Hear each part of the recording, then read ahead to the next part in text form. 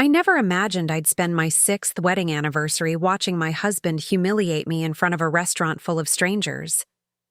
But there I was, seated at a candlelit table at Del Sardo's, the most exclusive Italian restaurant in town, while Nathan stood and raised his champagne glass with a smirk that sliced through the soft hum of conversation like a knife. "To 6 years," he said loudly, pausing for effect, "of absolute disappointment."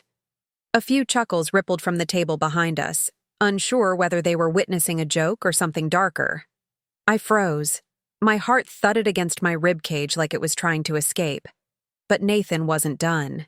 He gestured toward a waiter who appeared on cue wheeling in a stand. Draped over it was a massive black banner with bold white letters that read, "6 years of mistakes, finally free." It unfurled like a curtain call to my humiliation. Linda, Nathan's mother, clapped her hands and gave a theatrical, "finally," before lifting her own glass. His father, Gerald, simply smirked like this was all part of some twisted family game. I sat frozen, every eye in the restaurant turning toward me. The low murmur of conversations had faded into stunned silence. My hands trembled in my lap, nails digging into my palms. I wanted to vanish, to scream, to cry. But instead, I inhaled slowly and deliberately. I stood, and just like that, the temperature in the room changed. I could feel it. A hush washed over the space. Even the clink of cutlery stopped. I looked at Nathan, at the man I had once believed would protect me, and I smiled, a slow, cold, knowing smile, because Nathan had no idea what I had planned for tonight. Before we jump in, tell us where you're tuning in from. And if this story touches you, make sure you're subscribed because tomorrow, I've saved something extra special for you. The silence lingered as I slowly lowered my water glass and tucked a loose strand of hair behind my ear, deliberately unshaken. Nathan's smirk faltered for the first time, just slightly, and Linda's champagne glass hovered midair. They hadn't expected this. They had expected me to cry, to storm out, to crumble into pieces under the weight of public shame. But they didn't know who I really was. Not anymore. I turned to the stunned faces around us, offering a gracious nod as if I were simply making a toast of my own. "Thank you," I said, my voice calm but unwavering. "That banner is actually perfect. It saves me the trouble of having to explain anything." Nathan's brow furrowed.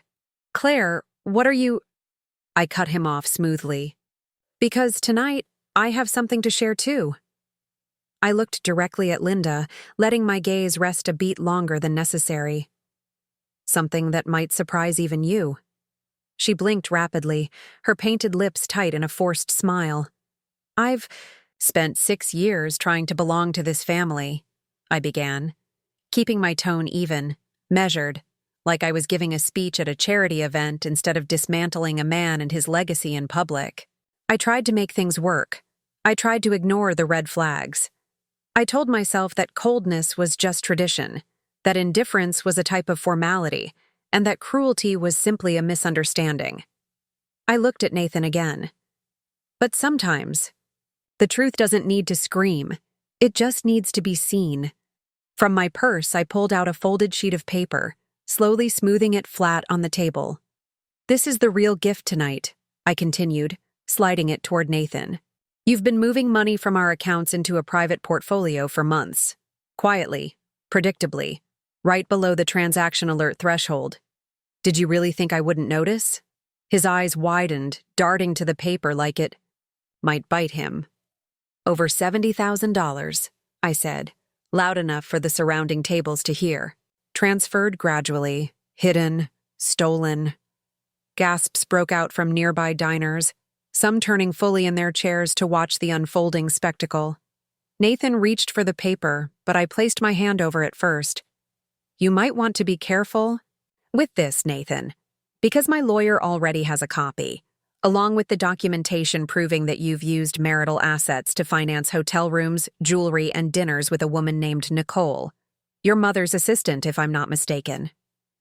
Linda's face flushed deep red.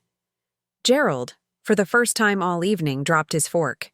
And it gets better, I said with a smile that didn't reach my eyes. Because this woman, the one you've been sneaking around with for over a year, now isn't exactly discreet. You've been seen, regularly, and not just by me. Nathan stood abruptly. You're making a scene. No, I said, rising with him, our eyes locked. You made a scene. You planned a public humiliation. I just came prepared. He opened his mouth to respond, but the words never came. Because at that moment, a quiet movement drew the attention of the room once more. A man stepped through the front door of the restaurant. Tall, clean-cut, dressed in a dark suit. He scanned the room and walked directly toward our table. Nathan turned, confused. Linda froze. Her eyes widened. Ethan, she whispered. Ethan Harper. The brother no one ever talked about. The ghost that had been erased from every family portrait. The one Nathan had never once mentioned in our entire marriage. But I had found him. He stopped beside me and placed a gentle hand on my shoulder. Am I late? Perfect timing, I said without missing a beat. Everyone, this is Ethan, Nathan's older brother. He has a few things to add to the conversation. Linda looked like she might faint. Nathan stared at Ethan as if he were seeing a ghost. How did you find him? I asked sweetly. Turns out, it's not that hard when you follow the paper trail left behind by people who think they're untouchable. Ethan gave a small nod, then pulled a slim envelope from his jacket. These are the original partnership documents for Harper Financial, he said, placing the envelope gently on the table. As per the original agreement signed by our grandfather and father, I still legally own 25% of the company. You're bluffing, Gerald growled. I'm not, Ethan replied evenly. And the moment Claire told me what was happening, I decided I wasn't going to let you destroy another person just to maintain your precious image. Nathan looked like he might vomit. I turned to the rest of the restaurant, which had fallen completely silent again. I didn't plan for tonight to be about revenge. I came here expecting to be humiliated, but life has a funny way of surprising us. Ethan reached for my hand as I took a final breath. And one more thing, I added, my voice steady. I'm pregnant. The words dropped like a bomb. A wave of murmurs swept through the restaurant. Linda's hand flew to her chest. Gerald stood like he was preparing to walk out. Nathan looked shattered. And no, I continued, it's not Nathan's. I didn't need to say whose it was. The way Ethan shifted slightly closer to me made it obvious. Then I looked straight at Linda, her face drained of all color. You once said I'd never belong in this family. You were right, because I was never meant to stay trapped in it. I've already filed for divorce, and your name will never touch my child's birth certificate. For the first time that night, no one had anything left to say. I picked up my purse, turned my back to the table, and walked away, out of Del Sarto's, out of that chapter of my life, and into something entirely mine.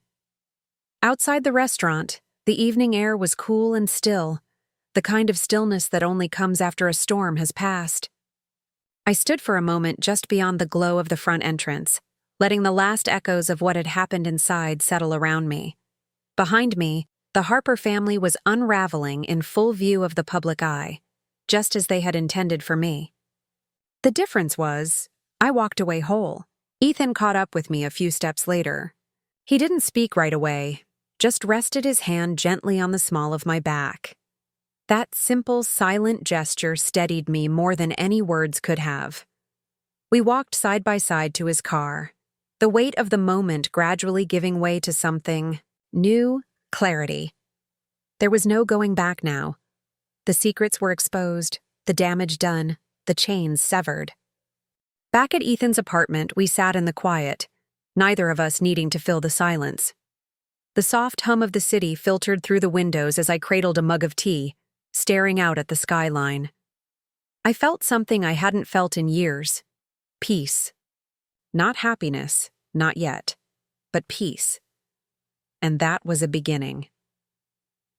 The next morning, I woke up to dozens of messages, some from old friends who had heard what happened, a few from mutual acquaintances who suddenly remembered how much they always admired me, but one message stopped me cold. It was from Nicole, the woman Nathan had been seeing. Just 3 lines. I didn't know the full story. He told me you were cold. Now I see who really is. I stared at her message, unsure how to respond. In the end, I didn't. There was nothing to say. She was just another piece of his performance. And I had more important things to focus on. Over the next few weeks, I worked tirelessly with my attorney, Vanessa, to finalize the divorce filings and secure the sale of the house. Nathan, unsurprisingly, tried to stall, then begged, then threatened. But I had documented everything. Every cent, every message, every betrayal. There was no corner left for him to hide in. And Gerald, it turned out, was suddenly much less interested in defending his golden son once Ethan's ownership documents resurfaced and legal threats started rolling in. Meanwhile, Ethan and I continued meeting with his lawyer, preparing to file an official claim to his share of Harper Financial. The documents, long buried under forged amendments and revised contracts, were airtight.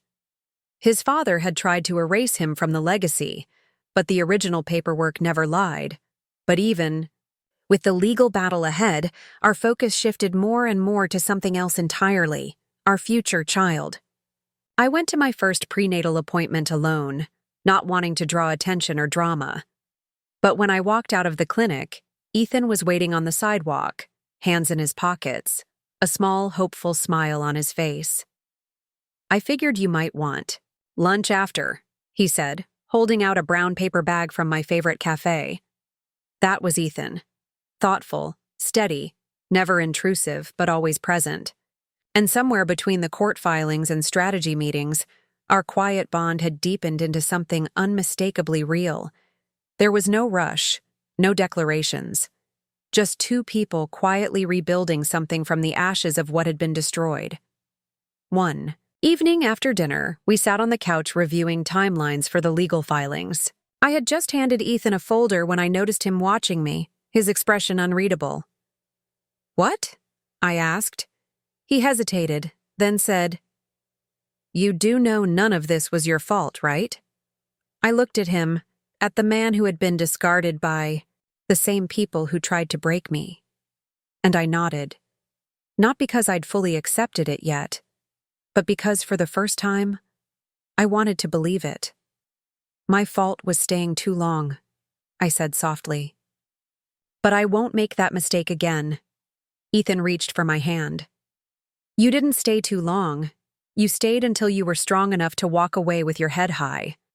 And I realized then that maybe the most powerful revenge wasn't exposing people like Nathan and his parents. Maybe the real victory was walking away from their chaos and building something better, something they could never touch. I had thought the night of our anniversary would be the end of everything. But now I understood. It was the beginning of something I hadn't dared to hope for. Not just freedom, not just justice, but a life on my own terms. And a love that chose me, not for convenience, not for appearances, but for who I was when all the masks came off. Spring gave way to early summer, and with each passing week, the distance between me and my old life grew longer, hazier, like a road I'd driven once during a storm and never needed to revisit. The divorce finalized quickly, more quickly than I think Nathan expected. By the time the final papers were signed, he looked like a shell of the man who'd once stood in front of a crowded restaurant with a smug grin and a humiliating banner.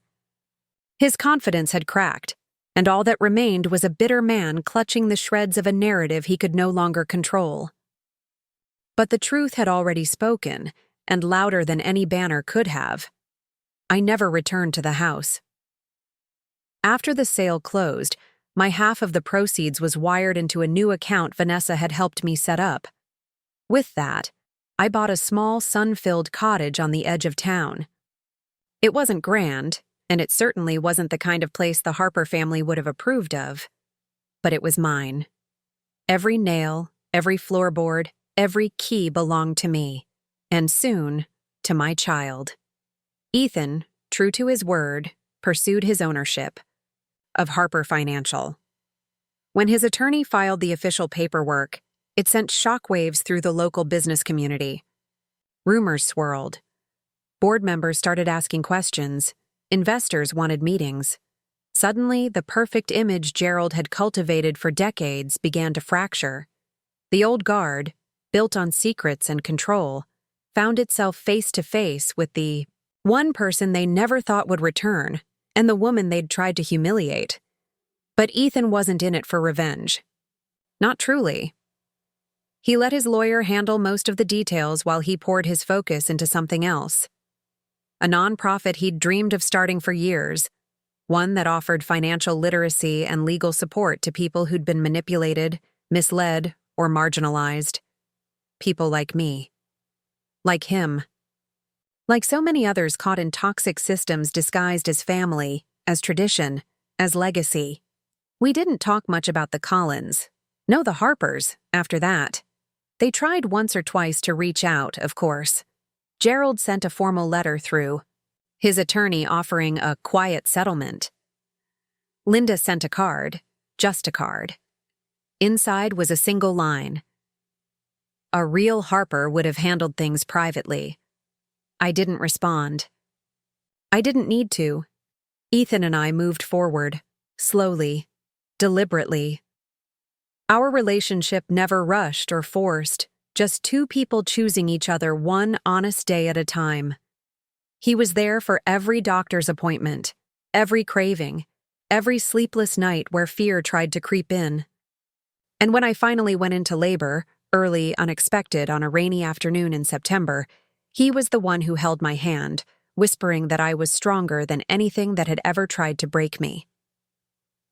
Our daughter arrived just after sunset. Small, fierce, and utterly perfect. We named her Hope. It wasn't about what we'd lost anymore. It wasn't even about what we'd reclaimed. It was about what we were building, together. A future where truth wasn't punished, where love wasn't conditional, and where legacy meant something more than a last name on a building. Sometimes I look at her sleeping in her crib, her tiny fingers curled into fists like she's all ready to fight the world, and I wonder how I ever thought my life would end at a table in a restaurant with a banner strung behind me. It didn't end there. It started because that night didn't break me. It revealed me. This story reminds us that true strength isn't shown in loud confrontations.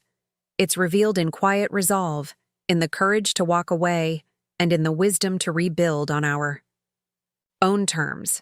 It speaks to anyone who's ever been underestimated, manipulated, or made to feel small, only to rise with grace, intelligence, and quiet power. Claire didn't just survive her husband's betrayal, she transformed it into the beginning of something far more meaningful. And sometimes, that's the most powerful revenge of all. Not getting even, but getting free.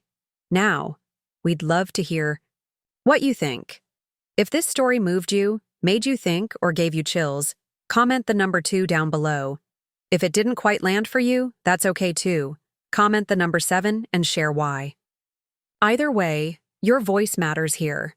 And if you enjoy these kinds of bold, emotionally gripping stories about revenge, justice, and redemption, don't forget to hit that like button and subscribe to the channel so you never miss the next chapter. Your support helps us keep bringing these powerful stories to life.